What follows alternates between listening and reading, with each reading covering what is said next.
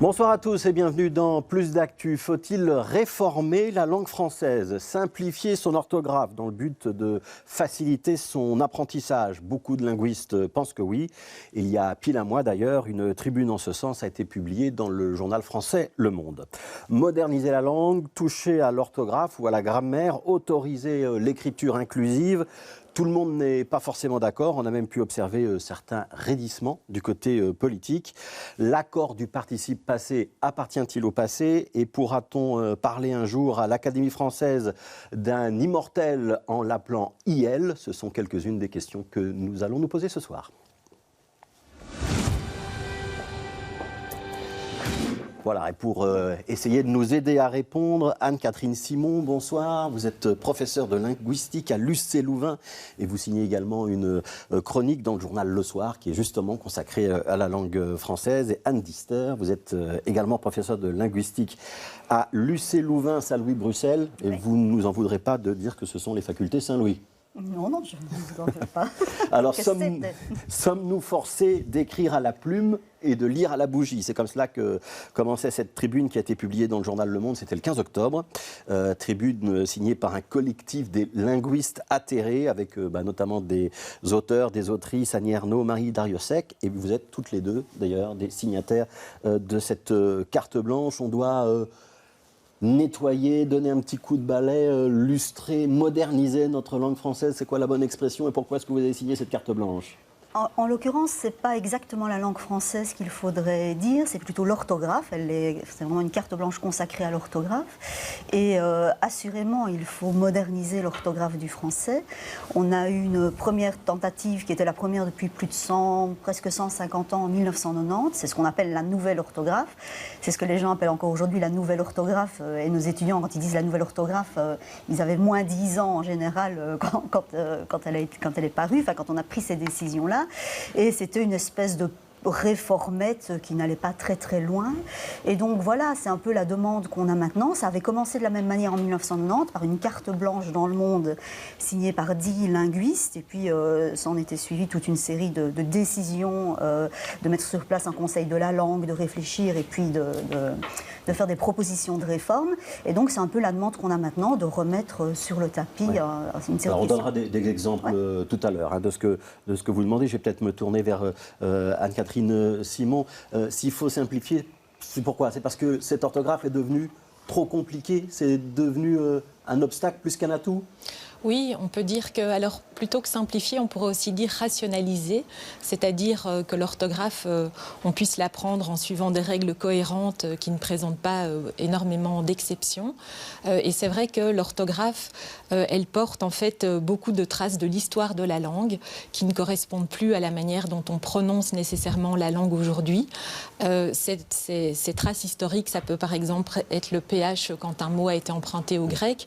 Toutes les langues romanes ont rationalisé cette graphie grecque pour la transformer en une graphie qui est plus cohérente avec le système orthographique du français. Ça deviendrait le F, tout simplement. Ça deviendrait simplement le F, avec lequel on pourrait écrire pharmacie ou philosophie. Et d'ailleurs, Voltaire, il écrivait philosophe avec 2 F. Donc, ce n'est pas non plus tout le temps des innovations qui sont proposées, mais plutôt des rationalisations. Est-ce que vous pouvez entendre que ça peut sonner comme une hérésie pour un certain nombre de gens qui se considèrent comme des défenseurs de la langue française, qui ont appris, comme moi, par exemple, que pharmacie, ça s'écrivait PH. Oui, évidemment, on est attaché à notre langue. Les gens ont l'impression que toucher à l'orthographe, c'est effectivement toucher à la langue. Et j'ai fait vraiment beaucoup d'enquêtes sur cette question, sur les représentations que les gens ont de l'orthographe. Et on voit bien qu'il y a un attachement qui est presque viscéral. Il y a un ouvrage de François de Cluzet qui s'appelle « L'orthographe, une passion française ». Il y a vraiment pour les francophones cet attachement-là. Mais dès lors qu'on explique un peu les choses, dès lors qu'on montre d'anciens textes, Anne-Catherine l'a dit, lisons Voltaire dans Dans le texte, dans l'édition de Voltaire, moi je passe à mes étudiants un extrait de Molière. On ne touche pas au théâtre de Molière quand on modernise l'orthographe de Molière et qu'on lit Molière dans notre orthographe actuelle. Alors Anne-Catherine a cité le PH. Moi je pense que ça fait un peu peur aux gens, mais par contre rationaliser les consonnes doubles qui n'ont pas de valeur phonétique, faire les pluriels en X, les mettre en S pour rationaliser.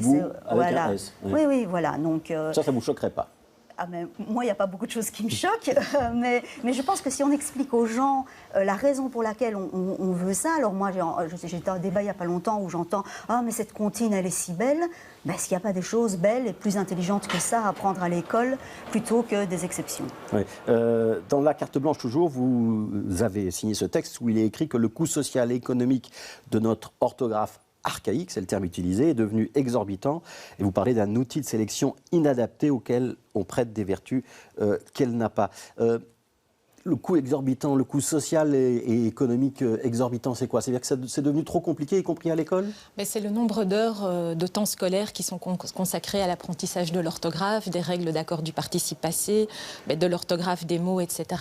Donc ça, c'est déjà un nombre d'heures très important et on pourrait les consacrer à apprendre aux élèves à argumenter, à rédiger et pas simplement à respecter ce code graphique qui pourrait évoluer pour être plus rationnel. Est-ce que vous êtes en train de me dire que si les élèves, par exemple, de Belgique francophone ont des mauvais scores dans les études PISA, c'est parce qu'on passe trop de temps à étudier l'orthographe? C'est une des raisons. C'est une des raisons. Sur une échelle qui montre un peu la transparence de l'orthographe des langues, le français est au niveau 4 sur 5. Ça veut dire qu'il a vraiment une orthographe qui est très compliquée et donc très très lourde et complexe à apprendre. Ouais, vous confirmez ça, Anne Dister? Oui, ça demande trop de temps à nos enseignants et c'est au détriment d'autre chose? C'est assurément au détriment d'autre chose et c'est pour peu de bénéfices. Quand on voit l'accord du participe passé, vous savez, l'accord du participe passé, si on met aussi les choses dans une perspective historique, au début du XXe siècle, en 1902, le ministre de l'enseignement, l'équivalent du ministre de l'enseignement en France, a demandé qu'on ne sanctionne plus les fautes d'accord du participe passé, faisant le constat que les élèves n'y arrivaient pas.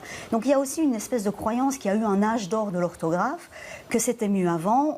Tout le monde a une grand-mère qui écrivait tellement bien, mais les grand-mères, c'est pas des statistiques. Et en fait, quand on regarde les données, on voit que cet âge d'or, on ne sait pas très bien quand il faudrait le situer. Qui est-ce qui fixe les canons de la langue française? C'est l'Académie française?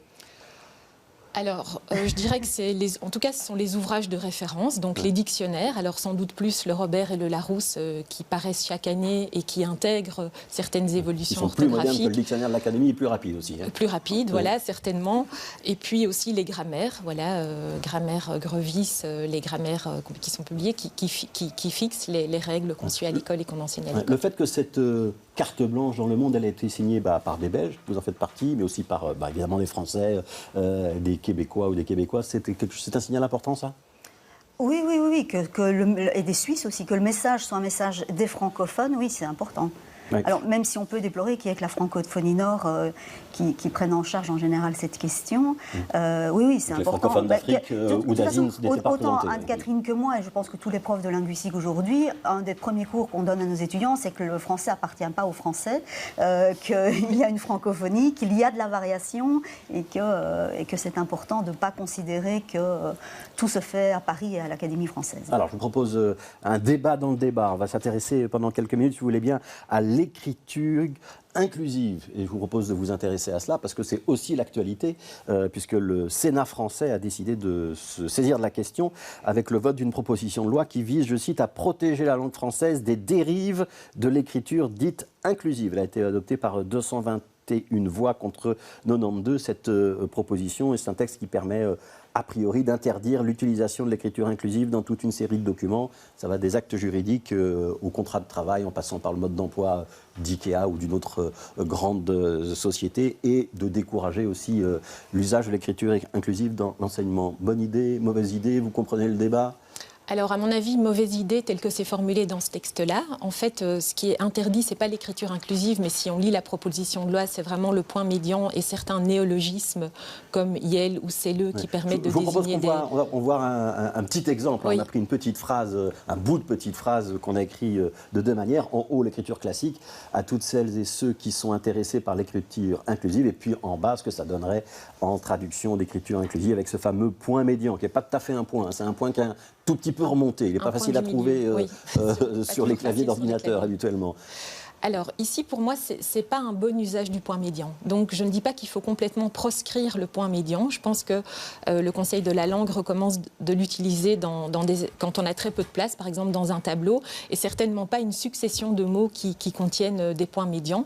Donc pour les phrases qui sont affichées ici, il y aurait d'autres manières de les rendre inclusives sans utiliser comme ça une suite de points médians, parce que c'est vrai que là, ça peut diminuer la lisibilité. C'est quoi l'intérêt de l'écriture inclusive, Anne Dister? Pourquoi est-ce que ça fait débat?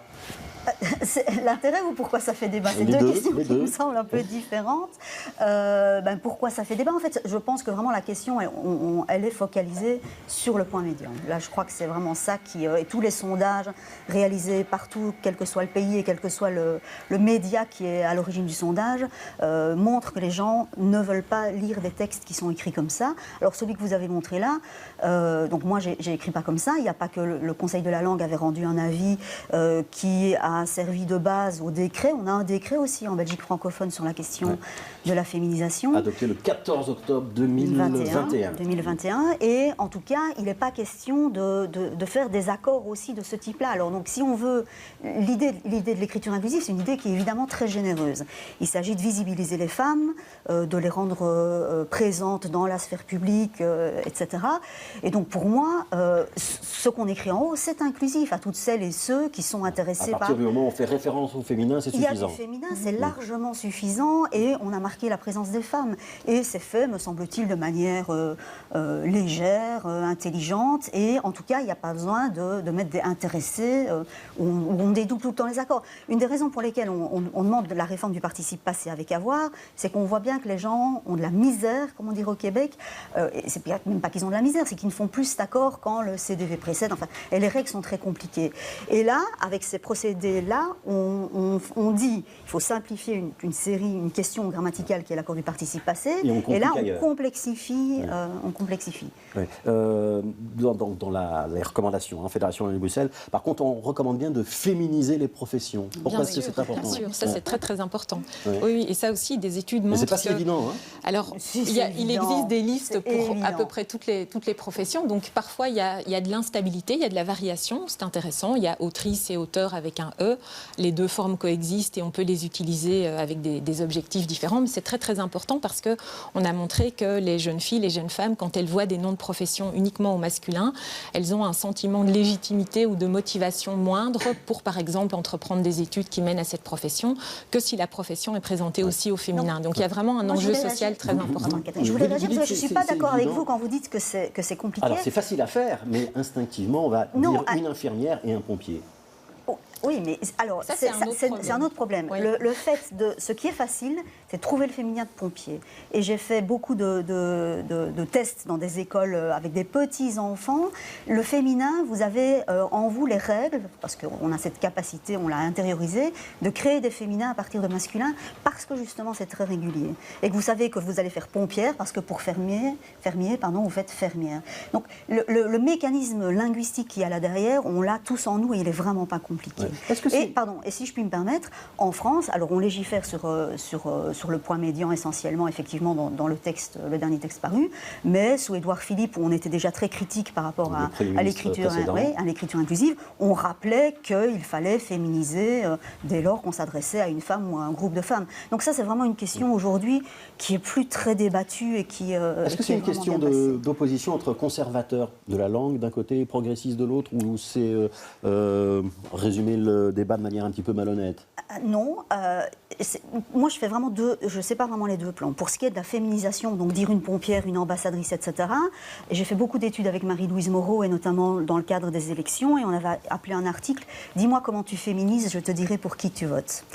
Et donc ça, on l'a fait en 89, on l'a fait en 2004, à 15 ans d'écart, et on vient de le refaire maintenant, là, aux dernières élections européennes, et on voyait vraiment qu'il y avait une tendance de la droite de réticence à la féminisation. Et c'est pour ça qu'on avait donné ce nom-là à l'article, parce que c'était quand même un débat qui était très gauche-droite. Le débat aujourd'hui sur l'écriture inclusive, il est plus sur cet axe-là, parce qu'on voit déjà... Alors, il peut être toujours sur cet axe-là, mais il y a beaucoup d'opposants au procédé, et notamment du point médian, qui sont des gens soucieux de l'appropriation de la langue par tout le monde.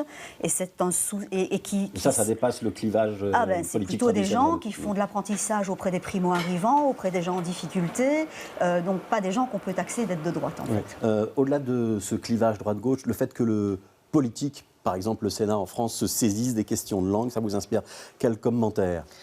Alors ça inspire comme premier commentaire que la France, ou les autorités politiques françaises ou l'Académie française se sentent parfois un peu les dépositaires des décisions concernant la langue française. Et ça, c'est un vrai problème parce qu'il faut que ces décisions puissent être prises de manière consensuelle par tous les pays francophones. Dans la carte blanche, vous appelez d'ailleurs à l'idée d'un conseil francophone international.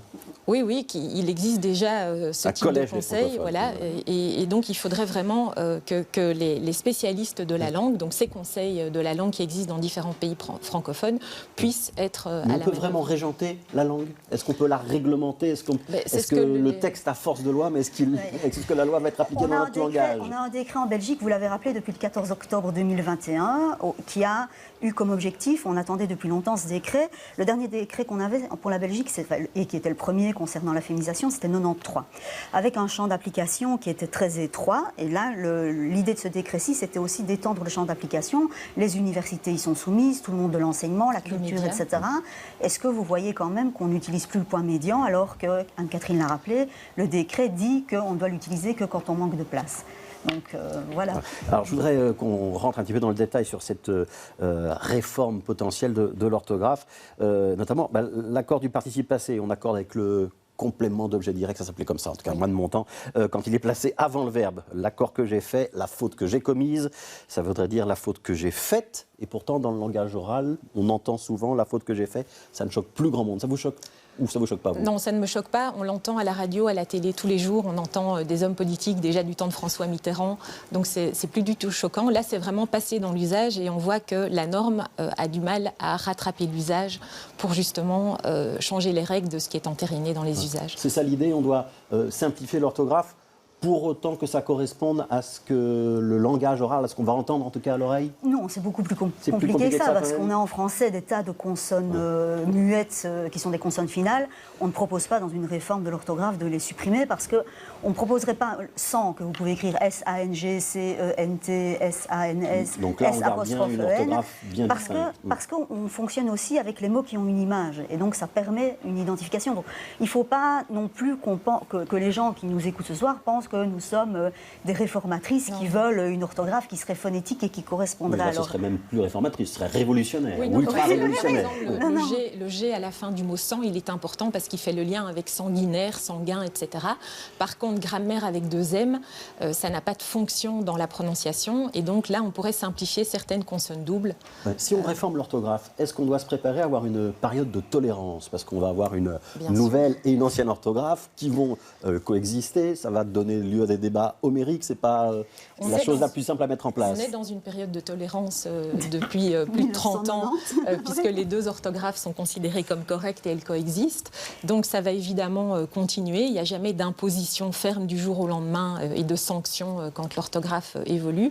Mais par contre, ça fonctionne mieux si les médias, les politiques, les enseignantes et les enseignants s'en emparent pour faire évoluer plus vite les usages, parce que la situation qu'on a maintenant où tous les éléments de la réforme d'il y a 30 ans ne sont pas encore passés dans l'usage, ça peut créer une forme d'insécurité chez les personnes qui ne savent plus trop quelle est la forme correcte. Cela dit, pour répondre à votre question sur le pouvoir des décisions politiques, en Belgique, on a aussi des circulaires ministérielles de 2008 qui rappellent qu'on doit enseigner prioritairement les graphies rectifiées.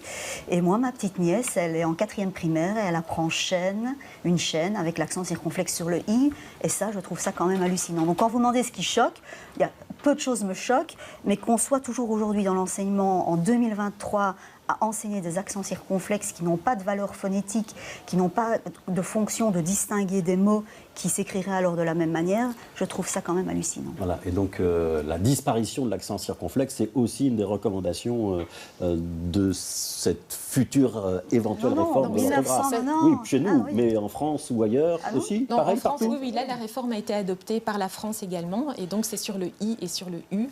À part quelques exceptions, justement, pour des mots qui se prononcent de la même manière, qu'on n'a plus normalement d'accent circonflexe. Donc on peut le retirer de nos claviers d'ordinateur. On peut retirer quoi? Des claviers L'accent d'ordinateur. Non, bah, vous on l'avez l'utilise sur encore château, sur le A, sur le hôpital. E. Bah, voyez, on je n'étais pas le meilleur en orthographe. Qu'est-ce qui va se passer maintenant? Donc il y a cette carte blanche.